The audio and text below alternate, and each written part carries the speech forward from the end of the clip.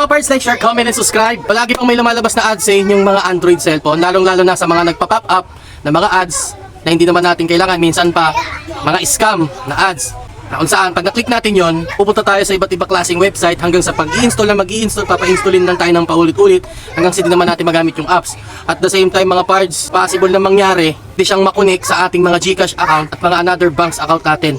Pwede siyang malink doon mga parts, at the same time, pwede tayong mabawasan o kusang madidak ang ating mga GCash account and then mga banks account. Minsan nakakainis pa mga parts kasi minsan pag gumagamit tayo ng mga application na ginagamit natin madalas, palaging nagpa-pop up ang mga ads, lalong-lalo na hindi naman natin kailangan. Pero ito mga parts, lalagay ko na rito, ituturo ko sa inyo, panoorin nyo and then share nyo na lang din sa iba, okay? Okay mga parts, nandito tayo sa ating dashboard ng mga cellphone natin. So first move tayo mga parts, punta muna tayo dito sa ating settings, yan, para matigil na lahat ng ads, yan. Search natin DNS sa ating mga private cellphone na settings, yan. So ilalabas siya dito, DNS, ayan. So pindutin natin yung private DNS, depende yan. So sa akin kasi mga parts, ginawa ko na siya, so naka-custom na yan, yan, naka-custom na yan sa akin. So, ang nakalagay dyan sa atin, pagka hindi nyo pa nagawa, nakalagay siya ng auto o kaya off. Pero mas maganda, i-private custom name nyo na lang. So, pag napindot nyo na itong private DNS, i-click nyo yan. Itatype nyo to mismo dns.adguard.com. Tapos, i-save nyo lang, kasi ginawa ko naman na, okay naman na to. Save, okay na yan. So, hindi na papasok yung ads ng marami kung ano naman etc kaya na sinabi ko kanina. And then dito na tayo sa panghuli. Punta tayo sa ating Chrome. Ayan. Sa pagpunta natin dito sa ating Chrome mga parts, i-click naman natin tong 3 dot dito sa may taas dito. Yan. Click lang natin yan. And then punta tayo sa ating settings. Ayan. So pupunta tayo dito sa site settings. Yan, ito. Site settings sa baba na accessibility. Yan. Yan. Tapos, punta naman tayo dito mga parts sa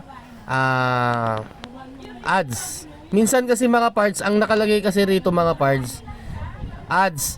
Pero yung sa akin kasi, nakalagay rito is, ano yun? Intrusive ads. So itong intrusive ads sa mga parts, dalawa yan.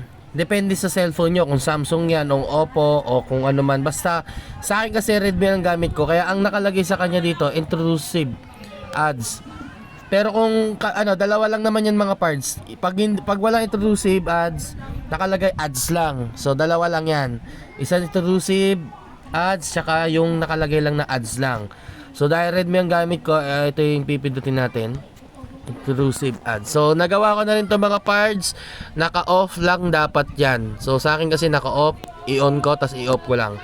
Yan, dapat naka-on lang siya mga parts. And then nakalagay dito syempre, ads are blocked on site not to show intrusive or misleading ads. Yan. So yan yung mga nakalagay mga parts. Kailangan naka-off lang yan. And then ito pa yung pinaka-last mga parts. Punta kayo dito sa site setting. Ito yung pinaka-last. Hanapin natin naman yung all site settings pala. Sorry. Ito site settings, all site settings. So burahin lang natin yan isa-isa. I-clear, reset lang natin lahat ng mga yan. Depende sa ano nyo. Basta i-clear nyo lang lahat isa-isa yan. Ito kasi yung mga ads o mga pa-epal sa ating mga cellphone, di ba? So i-clear lang natin yan mga parts. And then ang huli nyong gagawin is i-restart. So pag ni-restart nyo na yan mga parts, okay na yan. So wala nang papasok na kahit anong ads. Hindi na tayo mababawasan sa GCash, hindi na tayo mababawasan sa kahit anumang website na na sinesend sa atin, especially sa mga nagda-download tayo ng mga kanta, mga sounds, 'di ba? Madalas may ads, so mawawala na 'yon.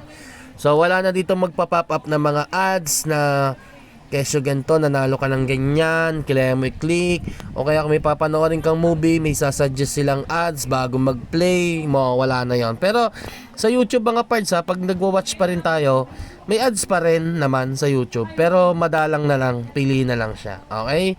So ang ganda nito mga parts, pati rin sa Facebook, yung ads ng nire-refer sa atin, sa Messenger, ganun din, wala na rin yan.